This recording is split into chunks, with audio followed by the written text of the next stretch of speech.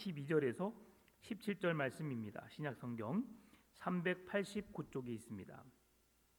요한일서 2장 12절에서 17절 말씀을 한 절씩 교독하시면서 말씀을 받겠습니다. 자녀들아, 내가 너희에게 쓰는 것은 너희 죄가 그의 이름으로 말미암아 사함을 받았음이요.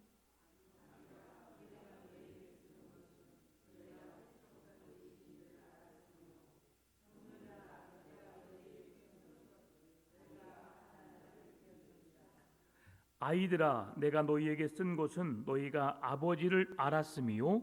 아비들아, 내가 너희에게 쓴 것은 너희가 태초부터 계신 이를 알았음이요.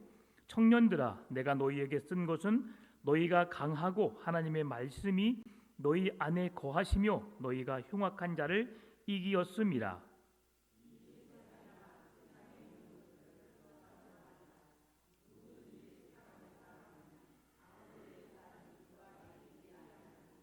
이는 세상에 있는 모든 것이 육신의 정욕과 안목의 정욕과 이생의 자랑이니 다 아버지께로부터 온 것이 아니요 세상으로부터 온 것이라.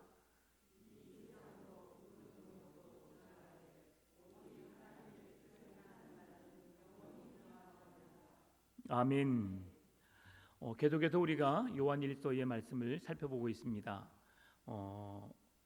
오늘 12절에서 14절은 성도들에 대한 신앙적인 격려의 메시지입니다. 그래서 12절부터 자녀들아, 아비들아, 아이들아, 그리고 이제 청년들아라고 말하면서 오늘 우리에게 말씀하는데요. 12절에서 자녀들아, 그리고 14절에서 아이들아라고 부르는 호칭은 바로 예수 그리스도의 이름으로 용서받은 사람들을 향해서 예수님께서 하신 말씀입니다. 나의 자녀들아, 나의 아이들아. 이 용어는 예수님께서 제자를 부르실 때도 그렇게 말씀하셨고요. 그래서 모든 그리스도인을 일컬어서 나의 자녀, 나의 아이들이라는 표현을 통해서 말씀하고 있음을 우리가 확인할 수 있습니다. 그래서 12절에서 14절 말씀은 그리스도인들의 정체성에 대해서 말씀을 해주고 있습니다. 사도 요한은 당시 80세, 90세의 나이였습니다. 그 나이였기 때문에 아버지나 할아버지가 마치 아이, 자녀, 손자, 손녀를 부르는 것처럼 그리스도 안에서 구원받은 예수 그리스도의 자녀된 자들을 향해서 자녀들아, 아이들아, 그리고 오늘 아비들아, 그리고 청년들아라고 부르면서 그 모든 골고루 있는 그들에게 하나님의 사랑으로 그들을 부르고 있다는 사실이죠. 특별히 요한 서신에서 요한 1서, 2서, 3서에서 사도 요한은 자녀들아라는 말씀을 9번 사용합니다. 그만큼 모든 그리스도인 예수 그리스도를 주로 믿는 고백하는 하나님의 백성들을 향해서 자녀들아라는 호칭으로 그들의 이름을 불렀음을 말씀해 주고 있는 것이죠. 그리고 이 자녀들아라는 말씀은 자기 나이가 80세, 90세의 나이든 어른으로서 그 아랫사람을 부르는 애정어린 호칭이라고 할 수 있고요. 그리고 아비들아, 청년들아라고 하는 것은 교회에서 가장 연령이 많은 자들을 향해서 아비들아, 그리고 골고루 섞여 있는 젊은 세대를 향해서 청년들아라고 부르는 애틋한 사랑의 표현으로 지금 부르고 있음을 말씀해 줍니다. 그런데 오늘 본문의 말씀을 보게 되면 12절 14절 말씀이 특이합니다. 12절에서 자녀들아, 내가 너희에게 쓰는 것은 너희가 너희 죄가 그의 이름으로 말미암아 사함을 받았을 것이요 라고 하는 것이 뭐냐면, 원문을 보게 되면 뭐뭐 하면 뭐뭐 때문이다, 왜냐하면 뭐뭐 때문이다 라는 그런 비유로 지금 말씀해주고 있어요. 그런 메시지로 말씀이 우리에게 소개되고 있어요. 예수님께서 말씀하시는데 너희들을 사랑하는 이유가 무엇이냐, 예수님이 그렇게 하셨기 때문에 너희들을 사랑한다고 말씀한다 라는 메시지 형식으로 지금 12절 14절이 이루어져 있다는 사실입니다. 그래서 예수님께서 우리에게 주신 교훈, 사도 요한이 이 서신을 읽는 자들에게 말하고 있는데요, 예수님에 대한 믿음이 흔들리지 말 것을 그렇게 당부하면서 말하고 있습니다. 아비들아, 자녀들아, 그리고 아이들아, 그리고 청년들아 라고 말하면서 너희들이 예수 그리스도의 피로 구속받은 하나님의 자녀된 너희들아, 그 믿음을 잃지 말고 그 은혜를 기억하여 하나님의 자녀다움의 삶을 살아내라 라는 형식으로 12절 14절에서 말씀해 주고 있다는 사실입니다. 그런데 지난주도 말씀드렸지만 요한이 이 말씀을 기록할 당시는 영지주의자들의 거짓 교사들의 가르침으로 인해서 교회가 혼란스러워하고 있었다라고 말씀을 드렸습니다. 영지주의자들은 영은 선하고 육체는 그리고 세상의 것은 다 악하다. 그래서 영만 구원을 받고 육체적인 것들은 그냥 그것은 구원받지 못한 것이기 때문에 신경 쓰지 않아도 된다라고 하는 주의였습니다. 그래서 지난주에도 말씀드렸던 것처럼 예수님을 안다라고 했을 때 그 아는 것이 무엇이냐, 우리가 지식적으로 뭔가를 안다고 했을 때 아는 것으로 끝나는 것이 아니라, 아는 것은 머리로만 아는 것이 아니라 바로 눈과 귀, 온 몸으로 서로 교감하면서 내가 그것을 체득하고 체험하여 그것이 나의 삶에 익숙하게 되어지는 것을 통해서 안다라고 말합니다. 여러분, 제가 이 안다라는 표현을 할 때 항상 이런 비유를 듭니다. 여러분, 지금 이재명 대통령 알아요, 몰라요? 알아요. 우리는 알아요. 그분 누구예요? 우리나라 대통령이에요. 그럼 우리는 이 안다라고 하는 것은 그분은 우리나라 대통령이고 성남시장을 역임했고 경기도지사를 역임했고 그러면서 대통령이 됐습니다 라고 하는데, 그것은 그냥 단순히 지식적으로 그가 어떤 사람인지에 대한 우리 눈에 보여지는 것만 아는 거예요. 그러죠? 그러면 우리가 진짜 그 사람을 알아라고 했을 때는 어떻게 해야 돼요? 교감이 있어야 돼. 교감이. 예. 교감이 있어야 돼. 교감이. 자, 우리 부부가 지금 오늘 우리 신순 장로님하고 우리 정성희 권사님이 부부죠. 두 분 서로 잘 알아요? 네, 알아요. 네. 다른 사람이 모르는 것까지도 두 분은 알아요. 예. 왜 알아요? 둘은 집에 같이 있으면 부끄러울 일이 없어요. 부끄러울 일이 없어요. 네. 다른 사람보다 뭘 더 좋아하고 그리고 아주 작은 것까지도 서로 알아요. 그럴 때에 권사님, 장로님 아세요? 그러면 제가 알아요. 제 남편이잖아요. 장로님, 권사님 아세요? 알지요. 제 아내거든요. 이러한 서로 인격적인 교감, 서로 이해하고 만나고 상호 지식적인 것에서 끝나는 것이 아니라 서로 그걸 교감하고 느낄 수 있는 그 관계를 안다라고 해요. 그러니까 우리가 대통령을 알아야 하는 것은 단순한 머리로서만 안다 정도지, 우리는 그 사람이 누군지를 알지만 그 사람은 나를 몰라요. 이것은 진짜 알미 아니라는 거예요. 그래서 우리가 예수님을 안다라고 했을 때 그 아는 것은, 아, 예수님 4대 성인 중에 한 사람, 세상 사람들은 그렇게 알아요. 그런데 우리는 예수님과의 인격적인 만남을 통해서, 인격적이라고 하는 것은 뭐냐면 서로 교감이 있는 거예요. 만남이 있고 지속적인 관계가 있고 그러면서 안다는 거예요. 우리 이점희 성도님이 우리 교회에 아는 분이 많이 계세요. 30년, 40년, 50년 전부터 아는 사이였어요. 같이 유치원을 보냈고 같이 아이들을 키워왔고 그러면서 유대관계에 있었거든요. 그게 놀랬죠. 저분 아세요? 알다마다요. 잘 알아요. 이렇게 우리 성도님이 그렇게 말씀하셨거든요. 이건 왜냐하면 그 관계 속에서 인격적인 관계가 있었거든요. 만남이 있었고 대화가 있었고 자녀를 키우면서 서로 공감했고 서로 기쁨도 슬픔도 함께 나누면서 함께 지냈었거든요. 잠깐 멀리 있다가 다시 만나게 됐는데 그런 것은 서로 안다고 할 수 있어요. 지금 성경에서 우리가 예수 그리스도를 믿고 하나님의 자녀로 산다는 것은 이러한 교감이 있어야 되는 거예요.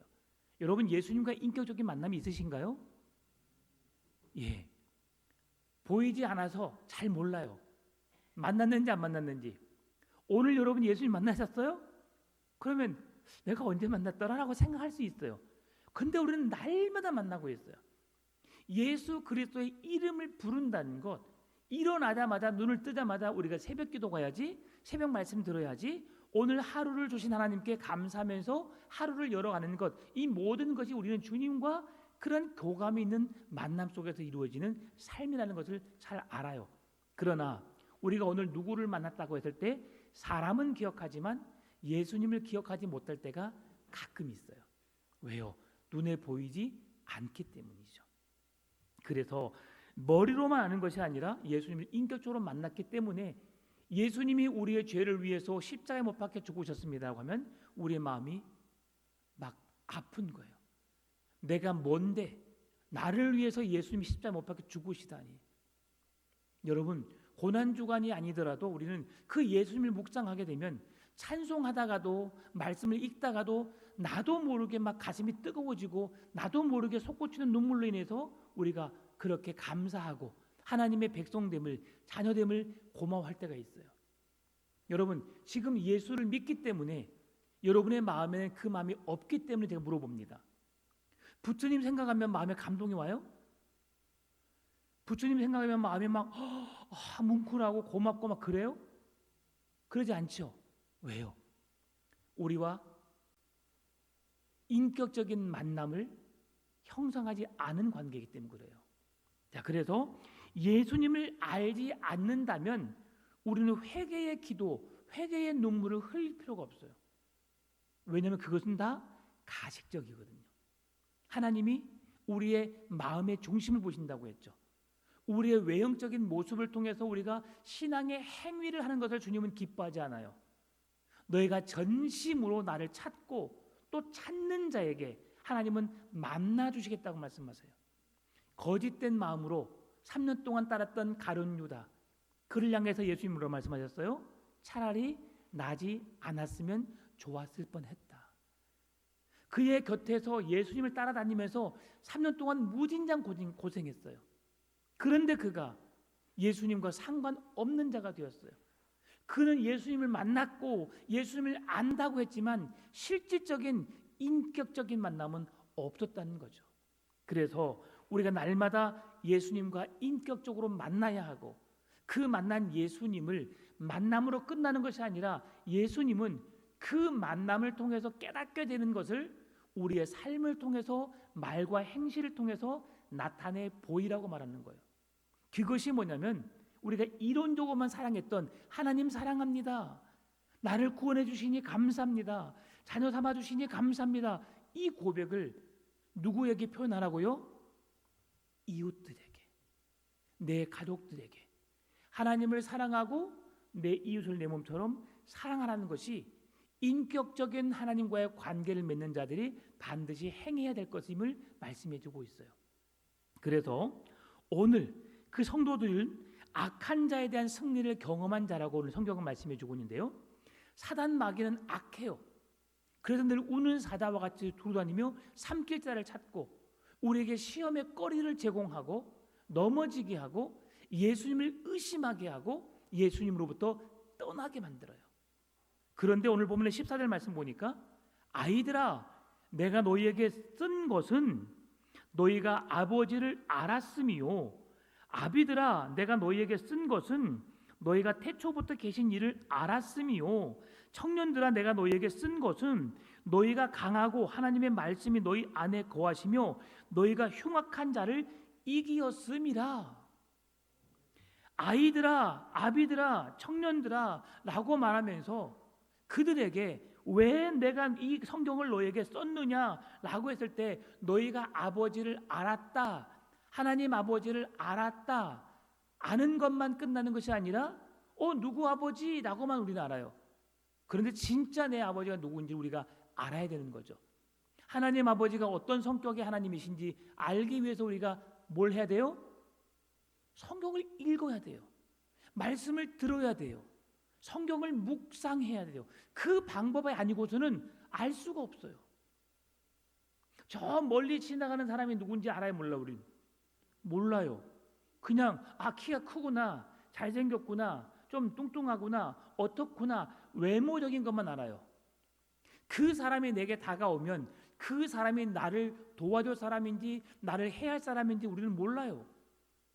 그러다가 사고를 당하는 거죠. 여러분, 하나님을 안다는 것은, 아버지를 알았다는 것은 그 아버지의 성격도 아버지가 어떤 분이신지 우리를 알아서 그분에게 다가섰을 때에 위협이 되지 않아요. 자녀들이 집에 갈 때 우리 아버지가 혹, 우리 어머니가 나를 혹 위협하지 않을까? 나에게 해를 주지 않을까? 라고 들어간 사람이 있어 없어요? 우리 하영아 집에 들어갈 때 엄마가 혹 나를 그러고 두려움 속에서 집에 들어가요? 비밀번호 누를 때 어떻게 들어가요? 그냥 와, 우리 집이야. 너무 좋은 곳이야. 내가 쉴 수 있는 곳이야. 엄마 아빠의 품, 가족의 사랑 머물 수 있는 그런 곳임을 알고 그냥 아무 걱정 없이 문을 열어요. 그렇죠? 지금 이걸 말해주고 있는 거예요. 그게 진짜 안다는 거예요. 아비들아, 내가 너에게 쓴 것은 태초부터 계신 이를 알았습니다. 태초에 누가 계셨어요? 하나님이, 말씀이, 예수님이, 성령님이 함께 계셨음을 안다는 것을, 아비들아라고 말하는 것은 가장 연령층이 높은 사람들을 말하고 있는데, 우리가 신앙의 연륜이 깊으면 깊을수록 그 하나님 아버지가 어떤 분이신지를 안다는 거죠. 태초부터 스스로 계신 자, 말씀으로 온 세상을 창조하신 분, 우리를 사랑하시는데 우리의 죄악 때문에 하나님으로부터 멀어진 우리들을 위해서 독생자 외아들 예수 그리스도까지 내어주심으로 우리를 사랑하시는 분, 이 분이 태초부터 계신 분, 거룩하시고 자비하시고 인자하시고 그 사랑이 많으신, 긍휼이 많으신 분이심을 안다는 거예요.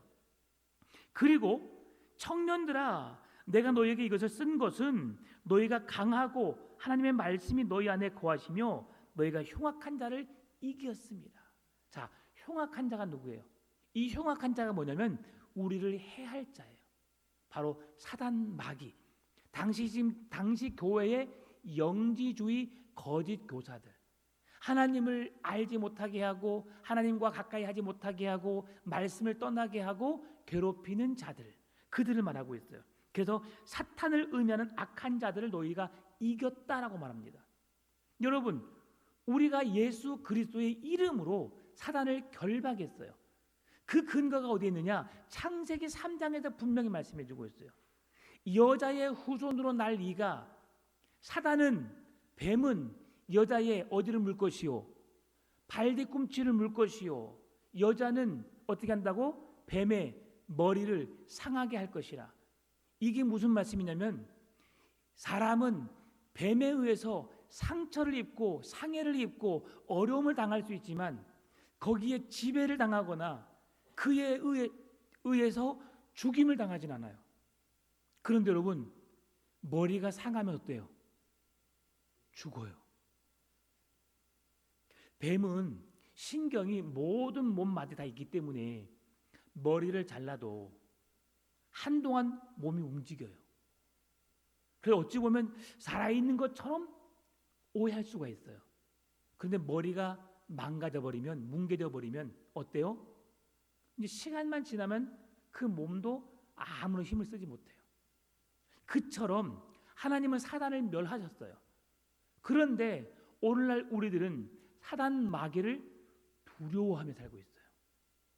하나님께서 그 사단의 권세를 멸하셨음에도 불구하고, 그래서 하나님의 말씀이 너희 안에 거하시며 너희가 흉악한 자를 이겼습니다. 왜 걱정하느냐? 왜 두려워하느냐? 왜 염려하느냐? 하나님께서 그 사단 마귀의 악한 권세를 이겼는데 너희들이 왜 두려워해? 두려워할 필요가 없다는 것을 말씀해 주고 있으니까 말씀하고 있습니다. 패배자 사탄을 보고 두려워한다면 내가 하나님 아버지를 전적으로 신뢰하지 못하기 때문입니다. 귀신 들린 자 오면 두려워요, 안 두려워요? 무서워, 안 무서워요? 저도 무서웠어요. 저한테 들어올까 봐서 겁났어요. 눈이 진짜 무섭거든요. 사람의 눈이 아니에요. 막 반짝거리는 눈이에요. 그래서 그 눈을 보고 제가 깜짝 놀랐어요. 그런데 예수 그리스도의 이름에 굴복하는 것을 보고 아, 예수 그리스도 이름에 권세가 있구나. 여러분 심히 두려우십니까? 걱정이 많으십니까? 예수 그리스도의 이름의 권세로 그 어둠의 권세를 물리치시기 바랍니다. 사단 마귀는 우리에게 다가오면 우리를 제압할 수 있어요. 우리를 넘어뜨리게 할 수 있어요. 우리를 시험에 들게 할 수 있어요. 그러나 그 모든 능력이 예수 그리스도의 이름 앞에서는 그들은 꼼짝없이 당할 수밖에 없고 떠나갈 수밖에 없다는 사실이죠. 그래서 패배한 사자, 이빨에 다 빠진 사자, 발톱이 다 빠진 사자 무서워 안 무서워요? 그래도 좀 무섭죠. 네, 근데 무섭긴 하겠지만 무서워할 필요가 없다는 사실이에요. 왜? 이빨도 없는데, 손톱도 없는데, 발톱도 없는데 우리 해야 할 방법이 없는 거예요. 여러분 그거 아세요? 어린 아이가 가끔씩 이빨이 나기 전에 물어요. 간지러우니까. 그럴 때 어떻게 여러분 손을 넣어줘요, 안 넣어줘요? 넣어줘요. 그러면 막 애기가 장근장근 이게 씹어도 아무렇지도 않아요. 근데 어느 날 갑자기 딱 넣었어요. 근데 애기 깍 물었어요. 엄청 아프죠? 아야 하고 빼잖아요. 뭐가 있기 때문에? 이빨이 다 나지 않고 그때 조금 났는데도 불구하고 엄청 아파요. 여러분 사다가 이빨에 빠졌으면 똑같아요. 어린 아이가 무는 힘이 얼마나 세겠어요. 그런데 그 이빨이 나게 되는 작은 씹어도 괜찮았다가 아주 작게 이빨이 하얗게 살짝 보인 걸로만 해도 물었는데 엄청 아프거든요. 여러분 그런 거예요.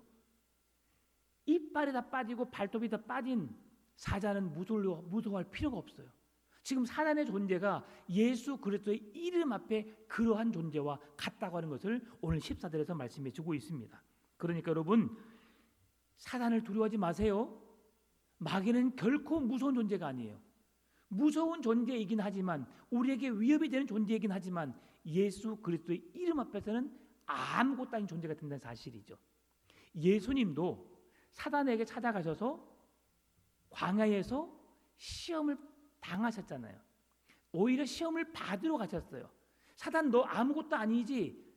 보는 사람 앞에서 다 모든 그 권세를 가진 것처럼 그가 모든 걸 다 하는 것처럼 꾸며진 그 세계 속에서 예수님이 직접 찾아가셔서 그 존재가 아무것도 아니라는 것을 보여주셨어요. 우리가 순간 방심하면, 순간 당황하면, 우리가 순간 예수 그리스도의 이름 권세를 잃어버리면 그 사단 마귀가 보이는 권세로 인해서 이적과 기사와 놀라운 일들을 통해서 우리가 약해질 수 있어요. 결코 약해질 필요가 없는 거죠. 돌로 떡을 만들어라. 높은 데서 뛰어내려라. 너는 내게 절을 하라. 예수님이 할 수 있었어? 할 수 없었어요? 할 수 있었어요. 그런데 그 시험이 어떤 시험인지 알았기 때문에 사단아 내 뒤로 물러가라고 사단을 쫓아내시는 것이죠. 그래서 사단의 시험이 우리에게 아무런 힘이 없음을 우리가 무엇만 의지하면 예수 그리스도 권세의 이름만 의지하면 그래서 15절 17절에서 이제는 그 권세를 가진 자로서 하나님을 사랑한다고 하는 자들로서 하나님을 안다고 하는 자들로서 우리가 어떻게 살아야 하느냐라는 것을 말씀해 주고 있어요. 15절 17절은 세상과 그 안에 있는 것들을 사랑하지 말라라고 말합니다. 여러분 이 말씀이 참 이해하기 쉽지 않아요. 우리가 세상에 살고 있지요. 세상에 살고 있지요. 세상에 사랑해야 할 대상들이 많아요, 적어요? 엄청 많아요. 엄청 많아요.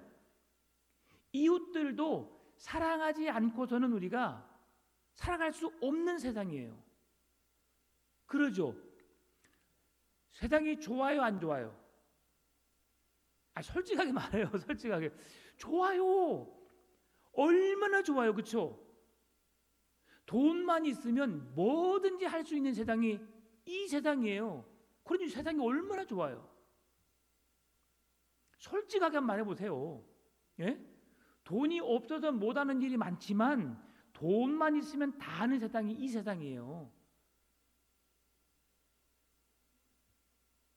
돈 많은 사람이 명품백 사는 걸 조조할까요? 즐길까요?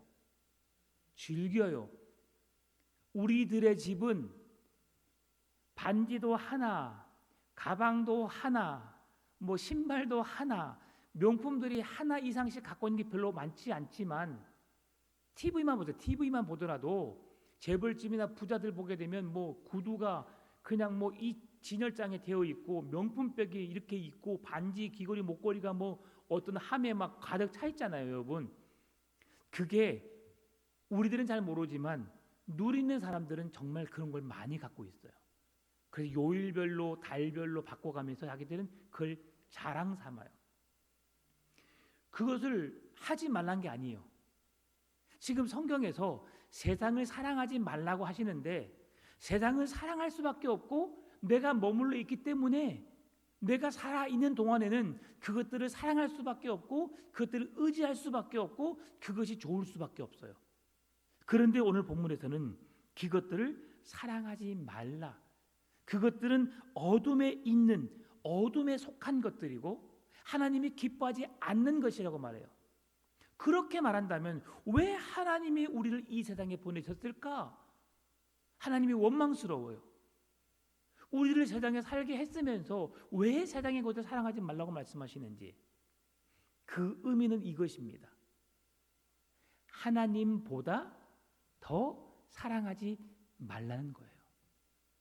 여러분이 하나님을 사랑하고 세상의 것을 누리는 것은 아무 문제가 되지 않아요. 아셨죠? 하나님이 내게 허락하신 만큼 누리시기 바랍니다. 그런데 그 누리는 것을 다른 사람에게 자랑함으로 그들에게 상처를 주고 아픔을 주는 것은 또 하나님이 기뻐하시는 것이 아니에요. 그래서 하나님을 사랑한다는 것은 내가 아무리 명품 옷을 입고 명품 가방을 들고 명품 차를 타고 명품 집에 산다 할지라도 그것을 자랑 삼음으로 그것을 가지지 못한 사람들에게 상처를 주고 아픔을 주고 고통을 주는 인생이 아니라 그냥 내가 뭘 입었는지도 모르게 내가 어떻게 행하는지도 모르게 무슨 차를 타고 다니는지도 모르게 그렇게 살아가면서 하나님의 이름을 높이고 내가 누릴 수 있는 것은 다 누리라는 거예요. 한번 읽어볼까요? 15절 우리 15절은 자막이 없는데 15절하고 16절 17절 우리 15절은 성경을 읽고 16, 17절은 자막을 읽겠습니다. 이 세상이나 세상에 있는 것들을 사랑하지 말라. 누구든지 세상을 사랑하면 아버지의 사랑이 그 안에 있지 아니하니 16절 17절 이는 세상에 있는 모든 것이 육신의 정욕과 안목의 정욕과 이생의 자랑이니 다 아버지께로부터 온 것이 아니요 세상으로부터 온 것이라. 이 세상도 그 정욕도 지나가되 오직 하나님의 뜻을 행하는 자는 영원히 거하느니라. 아멘. 여러분 아버지께로부터 온 것이 아니요 세상으로부터 왔다. 세상을 누가 창조하셨어요? 하나님이 창조하셨어요. 세상을 누구에게 주었어요? 우리에게 주었어요. 뭐 하라고? 누리라고. 그런데 그 하나님이 주신 세상은 하나님이 주신 세상 속에서의 누림은 하나님 안에서였어요. 아담과 하와가 죄를 범하기 전까지 그 말씀이 적용되었어요. 그러니까 모든 것이 하나님의 것이지만 내 것이었어요. 지금은 내 것이에요, 아니에요? 하나님의 것은 맞아요, 그렇죠? 그런데 지금은 엄연히 네 것, 내 것이 정해져 있어요. 여러분 제가 늘 가끔 말하지만 희년의 제도, 이스라엘 백성들이 가장 귀하게 여겼던 제도 중에 하나가 희년의 제도였어요. 여러분의 희년의 제도가 필요해요, 안 필요해요? 필요하다고 봐요, 안 필요하다고 봐요? 필요하면 네. 여러분은 얼마만큼 가져야 할까요? 희년의 제도가 뭔지 알죠? 네. 하나님이 정해준 목대로 살다가 넘치게 살다가도 희년이 되면 자기의 모든 소유를 원래의 주인에게 돌려주는 거예요. 원래 내 것을 가지고 살다가 이런저런 일 때문에 내 것을 다 잃어버렸어요. 그런데 50년째 되는 해가 희년인데 그 해가 되면 그 모든 걸 돌려받게 돼요. 자, 있는 사람은 빼앗기게 되고 없는 사람은 갖게 돼요. 여러분이 희년의 제도가 좋다고 생각해요? 안 좋다고 생각해요? 내 것을 왜 줘 내가? 우리가 그렇게 생각해요. 그래서 이게 죄의 결과인 거예요. 내가 누리고 있는 걸 내가 왜 줘? 내 것인데. 이게 죄악으로 인해서 이 세상에 하나님의 것을 가지고 하나님을 높이고 하나님을 즐거워하며 살던 그때와 다른 세상이 되어버린 거예요. 그러니까 구약의 백성들은 희년의 제도가 있어서 그걸 다 나눠줬어요. 그런데 여러분 보세요. 가난하게 살다가 얻었어요. 가지고 있는데 가난이 그 돈을 해결해줘요, 못 해줘요? 못 해줘요. 희년제도 받았는데 그러면 그 사람들은 또 그 땅을 어떻게 해야 되겠어요? 돈이 하나도 없다가 내 재산을 찾았어요. 내 땅을 찾았어요. 그러면 땅을 찾았는데 먹고 살 일이 깝깝해요. 어떻게 해야 되겠어요? 다시 팔아야죠. 그럼 돈 있는 사람들은 그 땅만 돌려주는 것이기 때문에 사람이나 물질이 많이 있잖아요. 그러니까 다시 그걸 또 돈 주고 또 사면 되는 거예요. 그러니까 거의 대반복되는 거죠. 그런 있는 사람들은 계속 있게 살고 없는 사람들은 없이 살고. 예. 여러분에게 희년의 제도 속에서 있는 걸 뱉어내라는 것은 아니지만 하나님은 그러한 것에서 원래의 하나님의 형상대로 회복을 주님이 원하셔서 그 백성들에게 그 정신을 주셨어요. 그래서 죄를 범하기 전까지는 그것을 원래 하나님이 주신 것을 누리며 살기 때문에 자랑할 이유가 없는 거죠. 남들에게 드러낼 이유가 없는 거죠. 그러니 이 세상 속에서 그 누구도 상처받지 않는 거죠. 그런데 죄가 들어오니까 서로 시기하고 질투하게 되고 미워하게 되고 살인하게 되는 일이 일어나게 되는 거죠. 타락하고 가인과 아벨, 여러분 가인과 아벨이 바로 아담과 하와의 자손이잖아요. 그런데 그 타락한 결과 이후에 바로 시기하고 질투해서 동생 아벨을 죽이는 일이 일어나게 되죠. 자, 그러면 이게 하나님을 사랑한다고 하면서 하나님을 안다고 하면서 그 사람들이 행할 수 있는 일이냐? 그래서 성경은 딱 하나 아니면 두 가지, 하나님 사랑, 이웃 사랑이에요. 그 사랑의 성경의 핵심이에요. 그래서 오늘 우리가 이 세상을 사랑하는 것, 그것이 세상으로부터 왔다라고 하는 것은 무슨 말씀이냐면 세상이 죄로부터 인해서 그렇게 변질되었다. 그러면 우리가 그 세상도 정욕도 다 지나간다. 결국 여러분 돈이 많은 부자가 정주영 할아버지가 지금 살았어요, 죽었어요? 죽었어요. 여러분 가진 재산이 엄청 많았죠. 얼마 가지고 갔을까요? 천국의 이체를 얼마나 해놨을까요?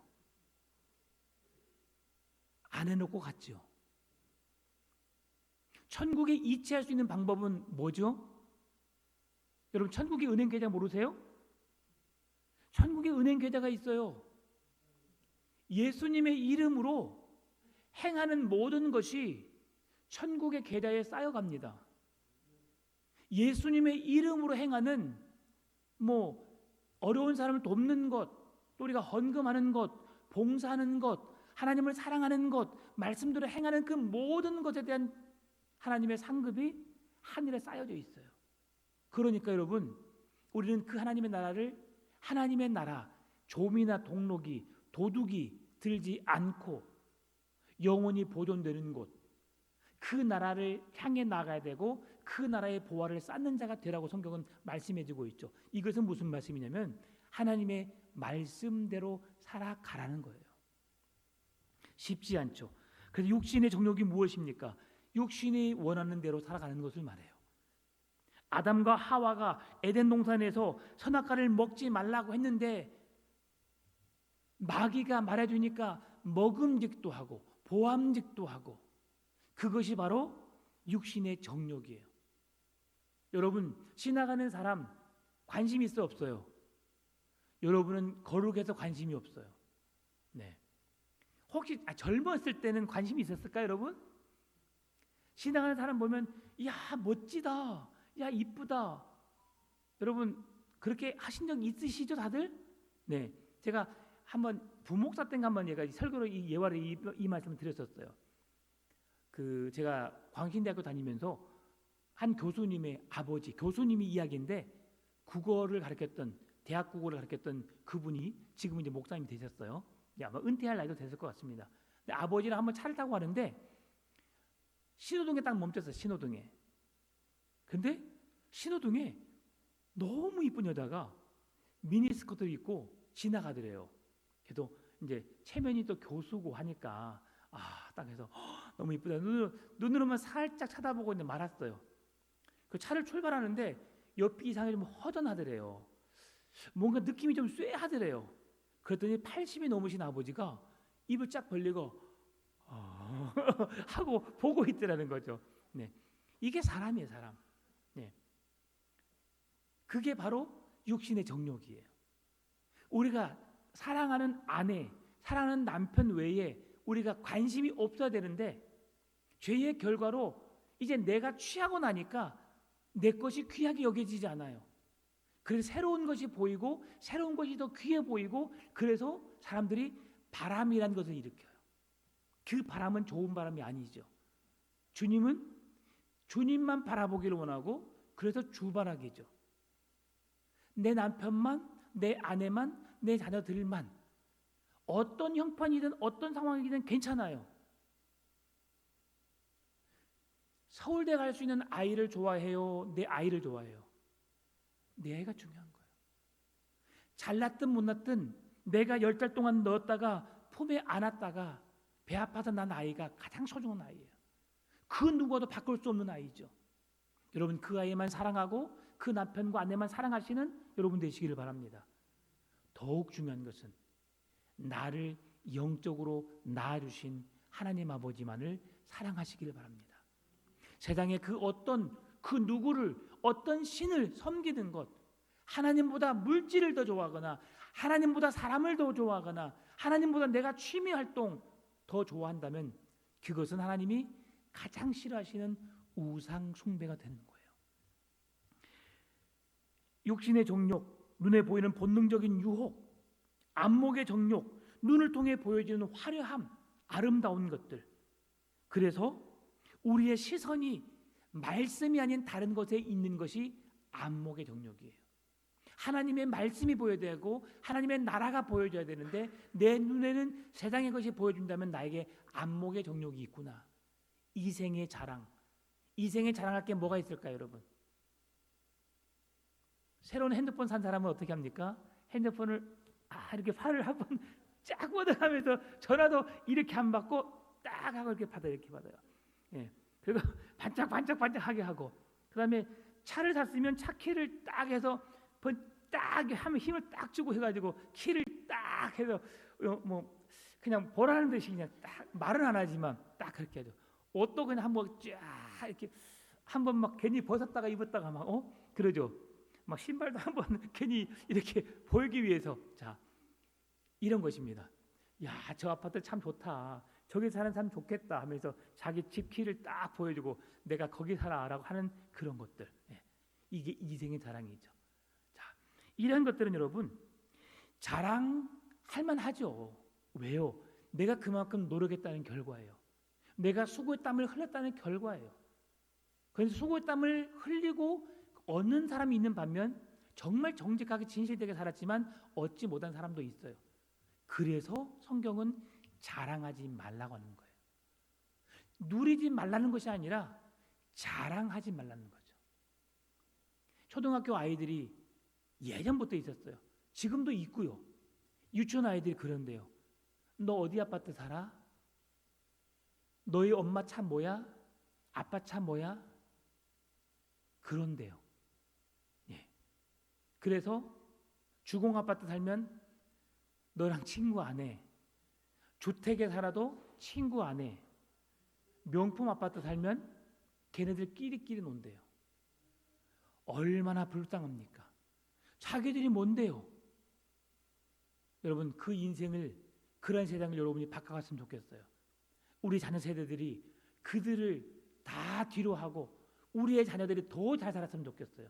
그러면서 예수님을 자랑하고 예수님을 드러내고 예수님으로 만족하며 살아가면서 다른 사람에게 상처 주지 않는 아름다운 사회를 만들어 갔으면 좋겠습니다.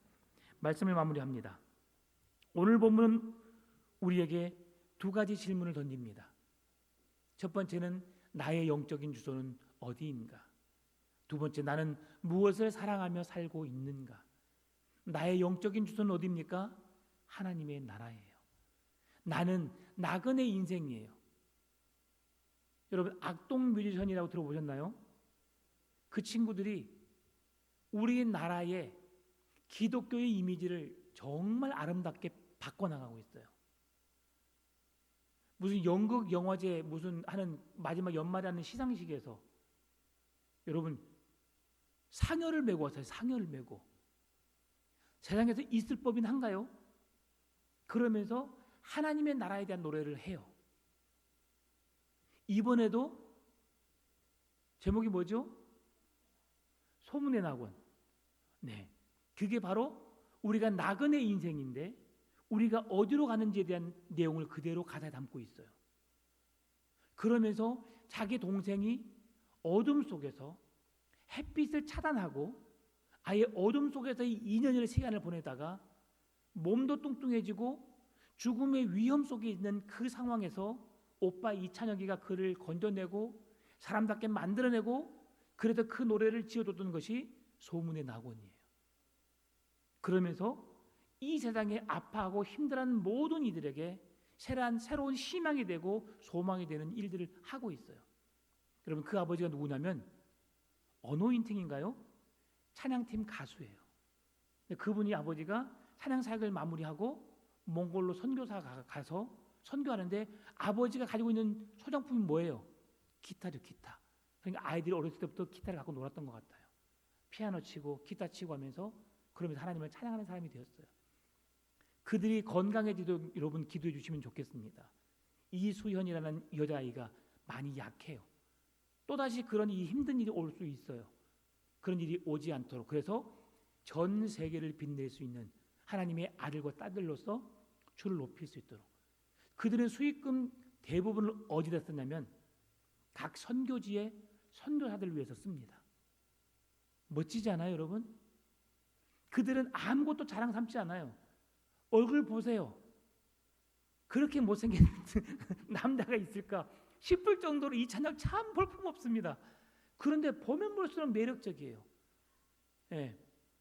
이수현 이뻐 안 이뻐요? 예.